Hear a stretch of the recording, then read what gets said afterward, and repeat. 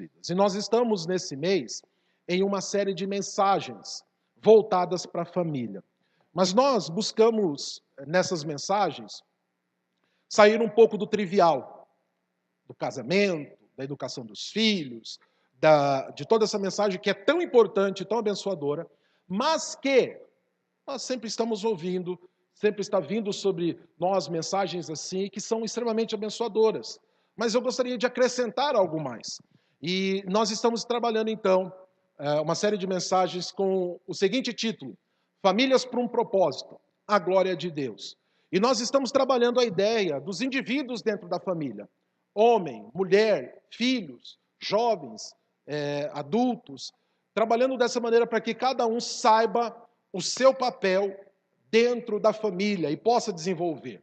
E também para que o outro ou a outra saiba como ajudá-lo e como ajudá-la no desenvolvimento da sua fé e na construção de uma família que cumpre o seu propósito, glorificar e adorar o nome do Senhor. Semana passada, nossa série de mensagens falou de homens fortes, né, para famílias fortes. E hoje, o título da nossa mensagem sobre família é Mulheres Sérias para Famílias Felizes. E o que nós queremos aprender com isso? É o que eu quero que você preste atenção e que você ouça nessa noite, no nome de Cristo Jesus. Então, peço que você abra a sua Bíblia, por favor, no texto que está em Tito, no capítulo 2, Mulheres Sérias para Famílias Felizes. Se você não tem o texto aí, Tito 2, eu tenho ele aqui para você. Eu coloquei ali Tito 2:2, mas é Tito 2, do 3 ao 4. Se você quiser acompanhar aqui comigo, você pode acompanhar. Se você quiser na tua Bíblia, no teu smartphone, no teu tablet, fique à vontade, tá certo? Importa que você acesse a tua palavra e acesse a Bíblia e que você possa, através dela, pegar o texto para que nós possamos trabalhar a ideia que há nele. Tito 2, o 3 e o 4. Diz assim, olha: quantas mulheres idosas, semelhantemente, que sejam sérias em seu proceder, não caluniadoras, não escravizadas a muito vinho, sejam mestras do bem, a fim de instruírem as jovens recém-casadas a amarem ao marido e a seus filhos. Amém? Louvado seja o nome do Senhor, o nosso Deus. Vamos orar? Pai, nós agradecemos a Ti pela Tua palavra nessa noite, palavra maravilhosa que vem nos instruir, da qual nós pedimos, ó Pai, que o Senhor nos use, e pedimos, ó Pai, que o Senhor nos abençoe na exposição e na explanação das ideias nela contidas, no nome de Cristo Jesus. Amém e amém. Na semana passada, tratando a respeito dos homens e trazendo a ideia aí de como devem ser os homens de Deus, e eu me alegro muito de saber que a Bíblia, dentro da palavra de Deus, há instruções vivas para que nós, cada um de nós, possamos desenvolver o nosso papel, né? E nós falamos de homens fortes semana passada para famílias fortes. E quando nós falamos dos homens fortes, nós vimos o seguinte, no verso 2 de Tito 2.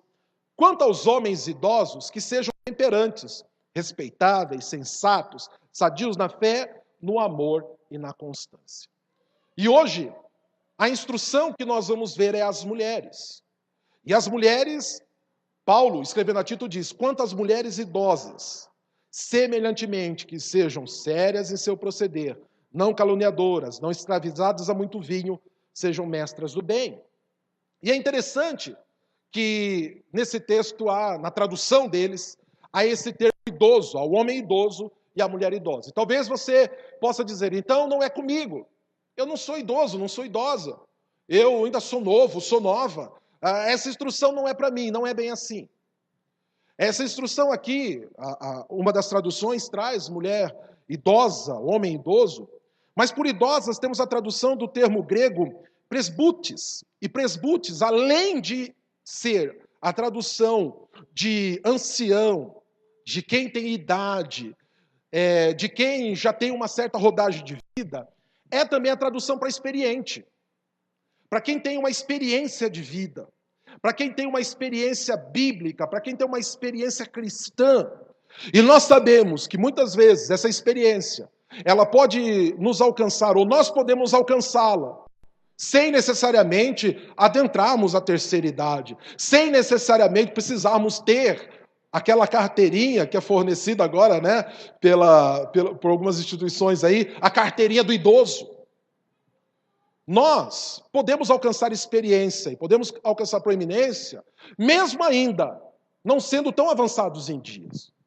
A ideia aqui, além de tratar de pessoas com experiências de vida, com certa idade, trata também de pessoas que estão à frente, de pessoas que têm um cargo de liderança, de pessoas que têm uma liderança a exercer sobre alguém. E quando eu digo cargo de liderança, não é um cargo eletivo. A ideia aqui não é que você tem que ser eleito a algum cargo para que você tenha essa experiência, não. As mulheres experientes que estão aqui, muitas delas não têm nenhum cargo eletivo, mas têm liderança sobre a sua família, sobre a sua casa, sobre suas finanças, sobre a sua vida e a vida de outros. Mesmo que não seja tão avançado em tempo, tão avançado em dias. Então essa mensagem aqui é para as mulheres que estão aí na direção de suas vidas, que estão aí na direção da sua profissão, da sua casa, da sua família, que trabalham na igreja. Mulheres adultas. E para estas, o Senhor traz algumas instruções interessantes. E essas mulheres, das quais nós nos referimos aqui, são aquelas mulheres também citadas em Provérbios 14:1, que é a mulher sábia que edifica seu lar. Em contraponto e contraposição à tola, que com as próprias mãos a derriba. Essas mulheres eram chamadas a serem exemplos em um ambiente novo, o ambiente da família cristã. Lembra que nós estamos tratando aqui, Paulo está escrevendo a Tito, no começo da igreja primitiva. A ideia aqui era o surgimento de um novo modelo de família, um modelo de família cristã. Por que era novo? Porque até então todo o mundo conhecido ali, o mundo romano, influenciado pela cultura grega, era um mundo pagão. E Paulo vem e diz a Tito, Tito, você vai instruir os homens, mas também vai instruir as mulheres, para que eles construam e elas construam um novo ambiente. O ambiente da família cristã. E esse ambiente vai ser o terreno propício para o surgimento de uma igreja forte, de homens fortes, mulheres fortes, que vão construir famílias fortes. E também famílias felizes, que glorificarão e bendirão e exaltarão o meu nome. Então o chamado a Tito era para que ele ensinasse essas mulheres a fazerem o que era diferente, a fazerem o novo, mas não por suas próprias vontades. Não era para que Tito instruísse, use a tua criatividade. Vá lá, faça o que te dá na tua telha. Não.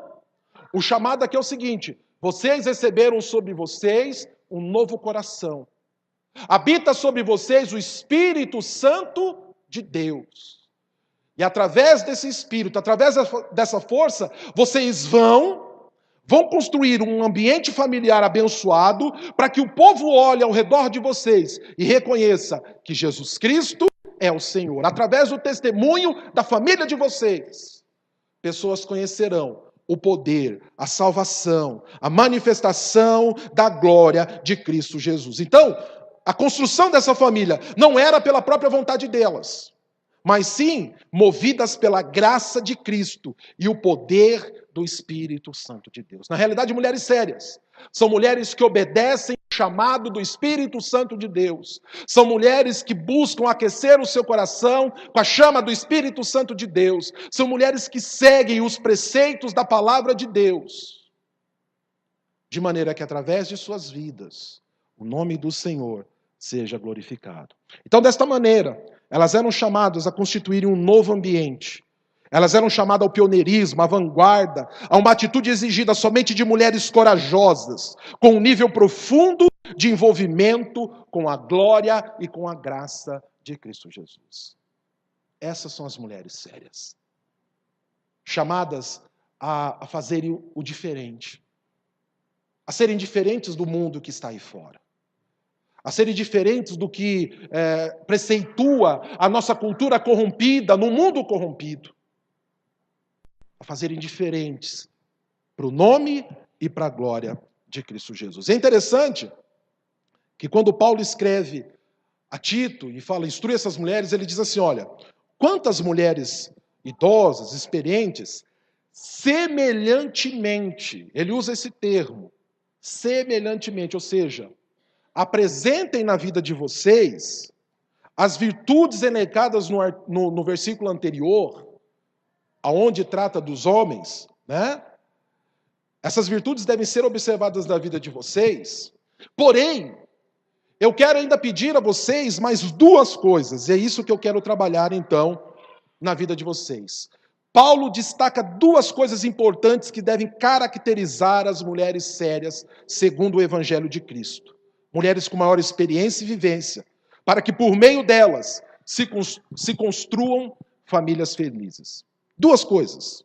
A primeira delas, mulheres sérias, que fazem famílias felizes. O que é exigido delas? Em primeiro lugar, que manifestem um viver santo. Guardem isso com vocês, mulheres. Mulheres sérias manifestam um viver santo. Olha só o que Paulo fala. Quantas mulheres idosas, o verso 3, semelhantemente, que sejam sérias em seu proceder, não caluniadoras, não escravizadas a muito vinho, e que sejam mestras do bem. Então, quanto ao aspecto positivo, as mulheres experientes, referenciais da nova geração, elas devem ter um procedimento irretocável, exemplar. A experiência de vida e a maturidade cristã torna essas mulheres e torna cada um de nós mais responsáveis. Nos chama uma responsabilidade de vida. Quando Paulo fala lá, mulheres sérias, que sejam sérias, o termo aqui, do original, a tradução é mulheres comprometidas, consagradas, dedicadas a algo superior, servas de Deus. Então as mulheres sérias aqui, elas são chamadas a uma consagração a Deus. E o que nós entendemos por consagração? Uma vida a serviço de Deus. Uma vida que honra e glorifica o nome do Senhor. As mulheres sérias aqui são chamadas a dar um testemunho de vida. Vamos entender um pouco o contexto. As mulheres dessa época não tinham toda a liberdade que tem hoje.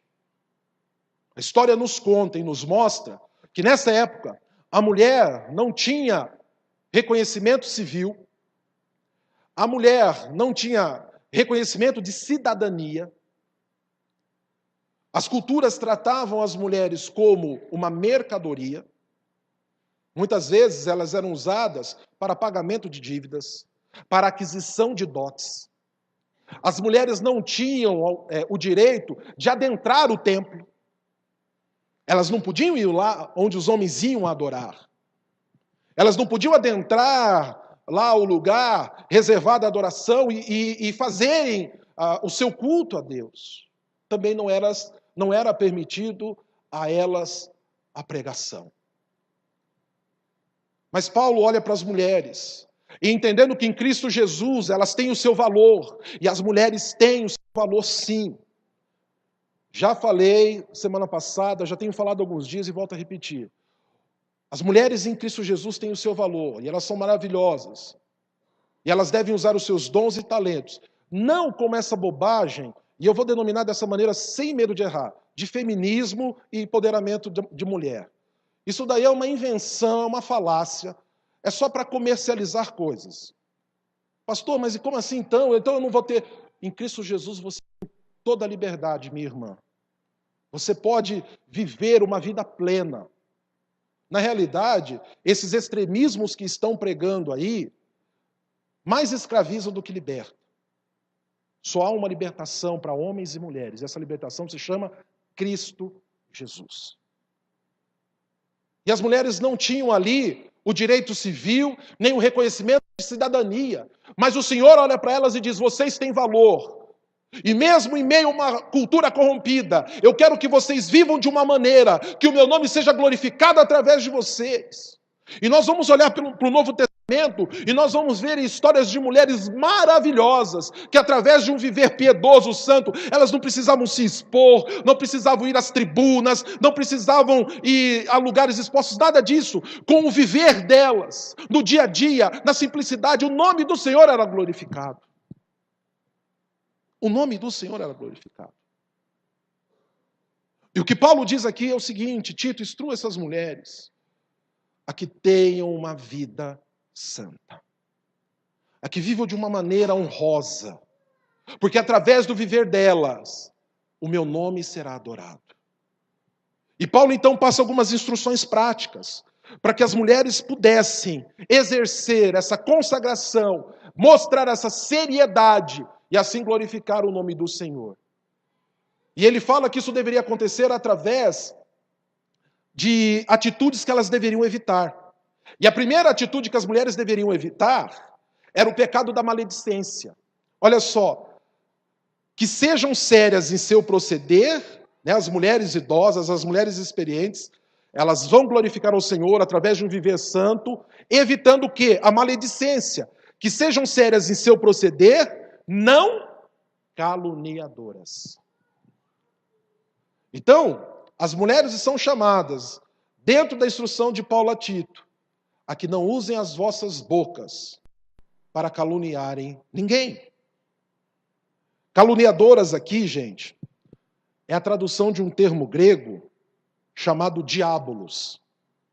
Caluniadora é diabolos no grego. Também entendida por aqueles que tomam o partido de Satanás.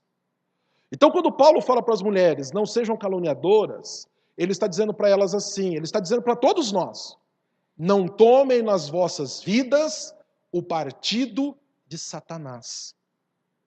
O diabo, eu gosto muito dessa definição que é dada pelo Hernandes Dias Lopes. O diabo é o patrono das pessoas que se entregam à calúnia, à fofoca e à maledicência. Todo maledicente, todo caluniador, todo fofoqueiro é apadrinhado, é amigão do peito de Satanás. Então, Paulo fala, vocês vão viver um proceder santo, evitando que a vossa boca vos associe ao diabo.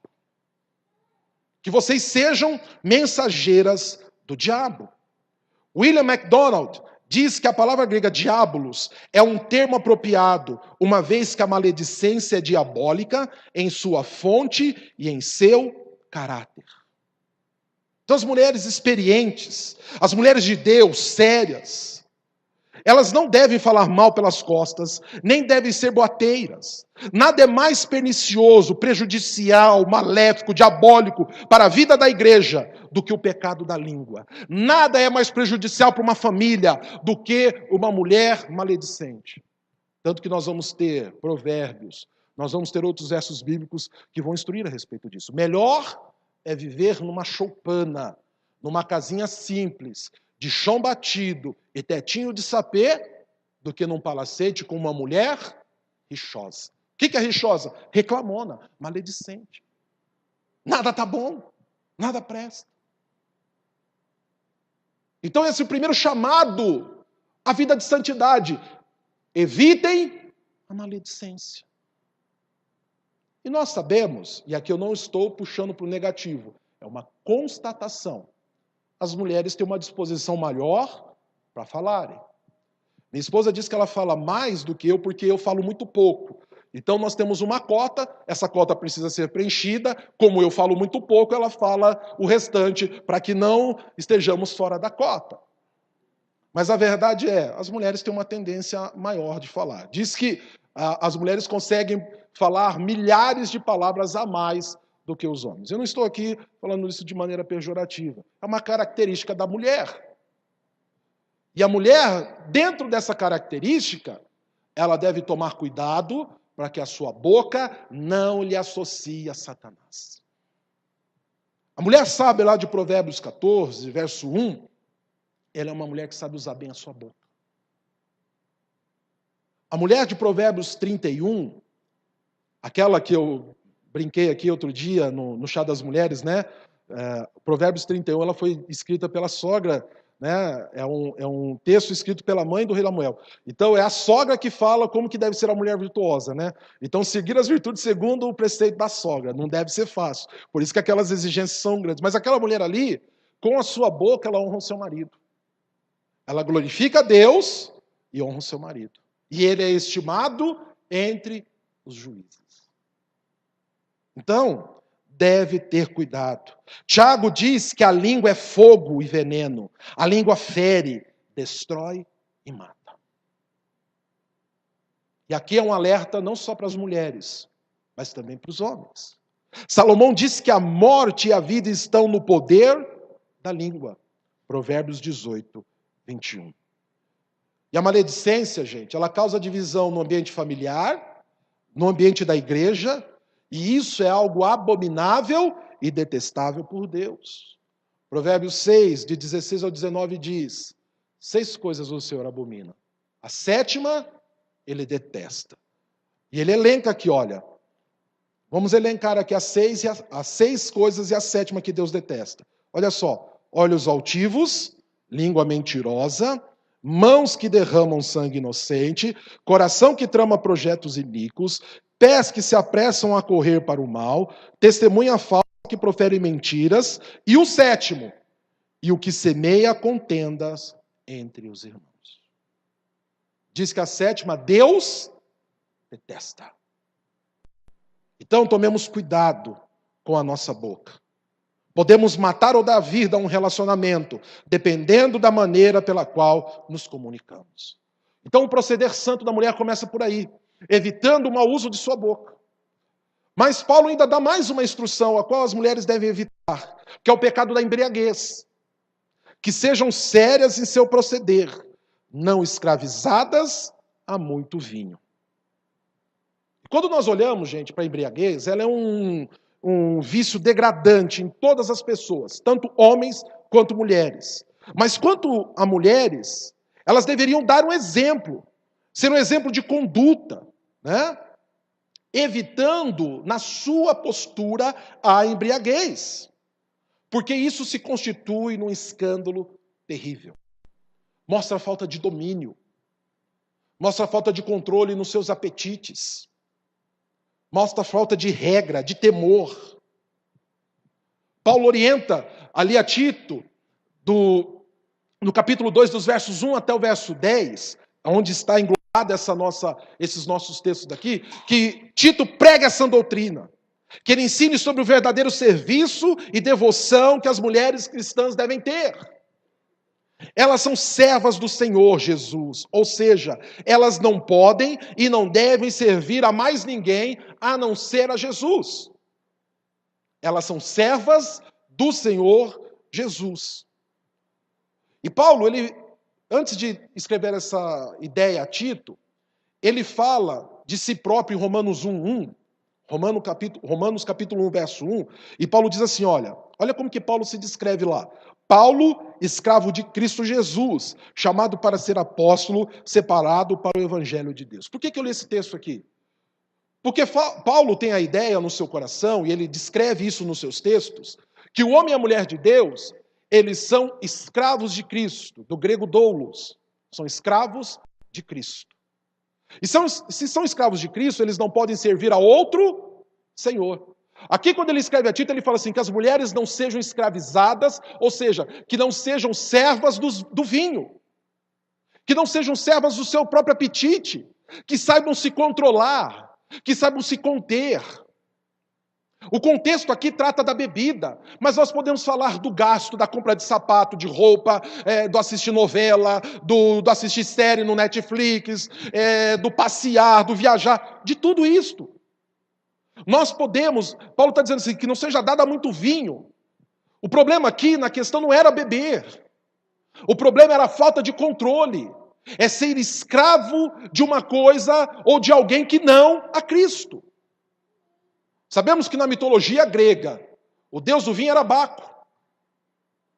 É não ser escravo de Baco, mas ser escravo de Cristo Jesus, pois Ele é Senhor das nossas vidas. A ideia aqui está envolvida do senhorio. Eu glorifico a Deus, você mulheres glorificam a Deus, são mulheres sérias, quando estão debaixo do senhorio de Cristo Jesus. Quando Ele, na atitude que vocês expressam, é reconhecido como Rei e como Senhor.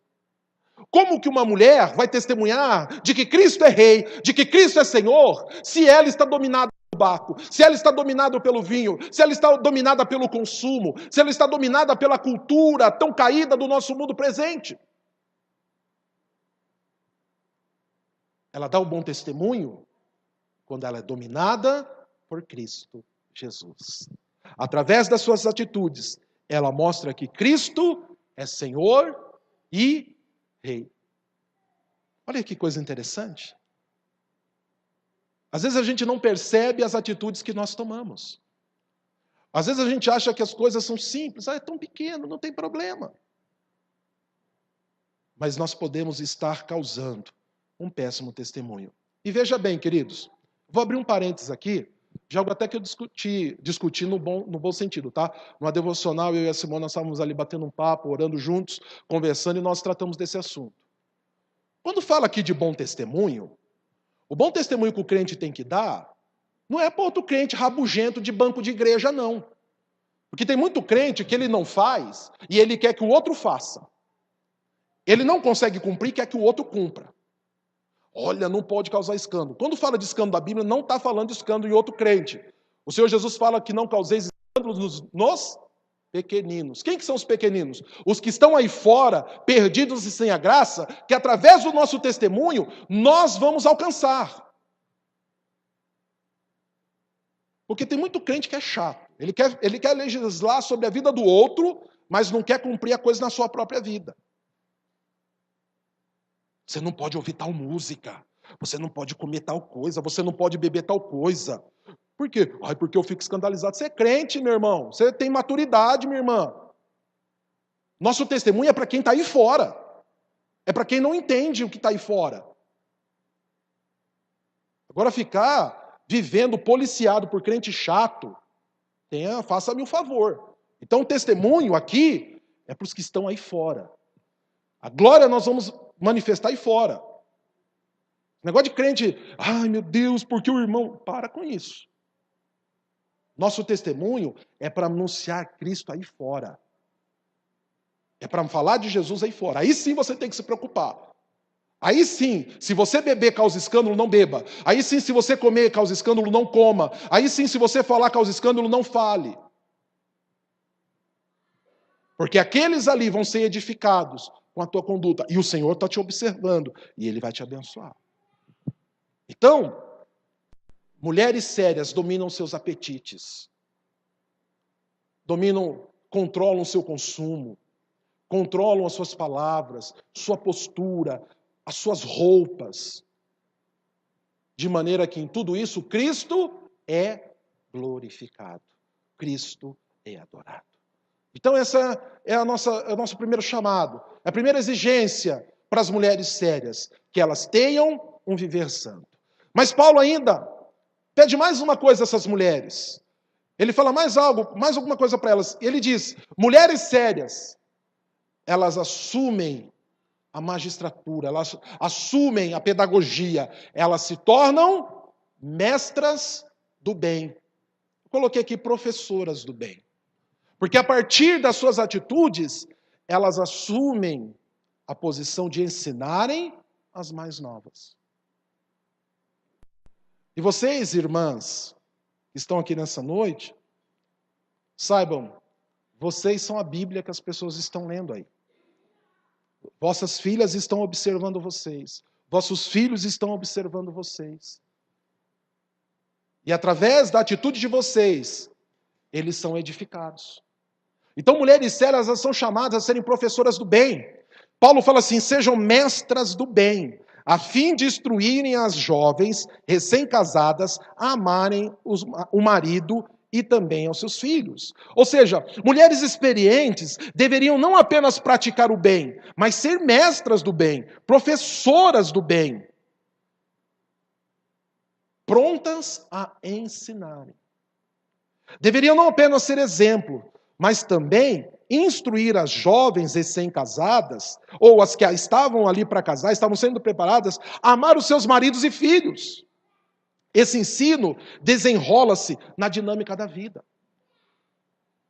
Então, através da tua vida, daquele convívio diário, daquela conversa diária, você vai instruindo a filha, você vai instruindo o filho, você vai direcionando a casa, de maneira que ali seja um ambiente propício para adorar ao Senhor, e ali também seja construído cidadãos que adoram e bendizem e exaltam o nome do Senhor. John Stott nos alerta sobre a grande necessidade em toda a congregação do ministério de mulheres maduras e piedosas, mulheres dispostas a ensinarem. Diz também que a igreja precisa tanto dos mais velhos quanto dos mais jovens, e uns devem ministrar aos outros, uns devem ajudar aos outros. E as mulheres são chamadas a serem professoras do bem. Isso não se refere à instrução formal, viu, irmãs e irmãs? Não é que eu não tenho pedagogia, eu não fiz o normal superior, eu não fiz nenhum curso que me capacita a ensinar, né? Então eu não tenho essa condição. Não é a respeito da educação profissional, mas da pedagogia que se desenvolve na urdidura da vida. É importante destacar que a instrução só pode acontecer onde existe comunicação e comunhão. Então, sabe, aquele dia a dia, você se preocupar com teu filho, com a tua filha, com teu marido. É você se preocupar com o ambiente da tua casa. É você se preocupar com o ambiente da igreja. Eu acho maravilhoso. Aquece o meu coração quando eu vejo irmãos e irmãs dispostos a ensinar os mais novos. Eu acho lindo isso. Eu acho lindo quando pessoas mais velhas se dispõem a ensinar os mais jovens. Só que precisa ter disposição tanto de um quanto de outro lado, né? Tem que ter disposição dos que vão ensinar, e os mais novos precisam estar dispostos a aprender. Então aqui fica um alerta aos mais novos. Não é porque os mais velhos não têm a mesma destreza com o celular, não têm a mesma destreza com joguinhos de videogame, não sabem todos os termos da tecnologia, ou não conhecem todos os personagens daquela série que você tanto gosta, que eles não têm algo para te ensinar, pelo contrário. Ouçam o que os mais velhos têm para te ensinar. Essa é uma prática que eu assumi para o meu ministério. Eu converso com os mais velhos. E não só os mais velhos, os pastores. Sabia que eu aprendo muito da igreja, aplico muita coisa na igreja com a conversa que eu tenho com cada um de vocês? Vocês vão me passando algumas histórias, vocês vão me passando algumas ideias, alguns direcionamentos. Às vezes, a minha falta de experiência e de idade não me permite ver ainda, e vocês já enxergaram, vocês já viram. E eu falo, opa, Deus abriu olhos aí para me instruir. E eu vou lá e sigo. Eu gosto muito de seguir ensinamentos assim. Tanto é que na nossa casa, uma das coisas que nós assumimos é que nós não removemos os marcos antigos. Nós mantemos educação à moda antiga, nós mantemos ideia à moda antiga, nós temos uma conduta de família à moda antiga, e a moda antiga não é retrógrada. Eu não me sinto retrógrado, nem quadrado, nem desatualizado, por manter na minha família princípios e valores os quais eu aprendi. Vamos encaixando as novas questões da vida, vamos nos encaixando as novas exigências, porém, princípios e valores permanecem ali. E posso dizer uma coisa? Nós nos sentimos muito felizes com isso. Nos sentimos muito felizes. Então, os jovens precisam estar dispostos. E algo que precisa haver nessa instrução é comunicação, conversa. Algo que as famílias perderam. E vocês, mulheres, usem esse dom de comunicação, de fala que vocês têm, de ter aí uma facilidade de comunicação. Estabeleçam a comunicação dentro do lar de vocês. Estabeleça o ponto da conversa. Estabeleça a amizade. Estabeleça de novo as brincadeiras, a conversa gostosa, o sorriso. Estabeleça de novo, mesmo que hoje se ensine, e nós somos chamados a toda uma vida fitness, sem carboidratos e sem coisas e tal, né? Mas cultive a vida da mesa. Vamos nos reunir novamente em volta da mesa, vamos conversar, vamos celebrar, vamos ter alegria em estar juntos. Comamos e bebamos e nos alegramos juntos. E nessa comunicação, nós vamos ensinando, nós vamos passando princípios e valores, nós vamos contando a nossa história, nós vamos falando como eram as coisas antigamente, nós vamos dizendo como funcionava, nós vamos imprimindo valores e princípios nos nossos filhos, nós vamos ensinando coisas maravilhosas a eles. Então, as mulheres santas e sérias são chamadas o que? A serem mestras, professoras, a comunicarem valores e princípios. Não deixe que isso se perca. Não deixe que isso se acabe. Mulheres sérias e sábias assumem para si esse chamado de ensinarem, esse chamado de instruírem, esse chamado de conduzirem para o bem, para que Cristo seja glorificado, para que Cristo seja adorado. Ajudem os maridos de vocês também a se portarem melhor como homens. Ensine-os a isto. E vocês verão que a glória do Senhor há de se manifestar na vida e na casa de vocês. Então, na construção de famílias felizes, as mulheres de Deus, as mulheres experientes, as que são chamadas, as que receberam em si o poder salvador de Cristo Jesus, elas são mulheres que vivem de maneira santa, assumindo esse sacerdócio, esse chamado. A instrução que Paulo dá aqui se assemelha à que ele dá lá em 1 Tito, as mulheres dos diáconos, que alguns estudiosos chamam até de diaconisas, que sejam sacerdotisas dos seus lares, que ensinem, que abençoem suas casas, e assim o nome do Senhor seja glorificado e seja bendito. Amém? Então, nesse chamado, nessa instrução, fiquem com isso, mulheres. Vivam uma vida santa, evitando a maledicência, evitando o pecado da embriaguez, ou seja, da falta de domínio, e busquem, como mulheres sérias, ensinarem aquilo que é bom. E louvado seja, então, o nome do Senhor. Amém? Nós vamos orar.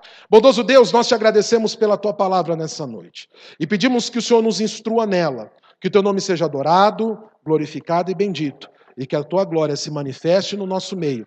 Que não só as mulheres, mas que todos nós, homens, jovens, crianças, os mais velhos, todos, aprendamos e vivamos esta verdade para a glória maravilhosa de Cristo Jesus.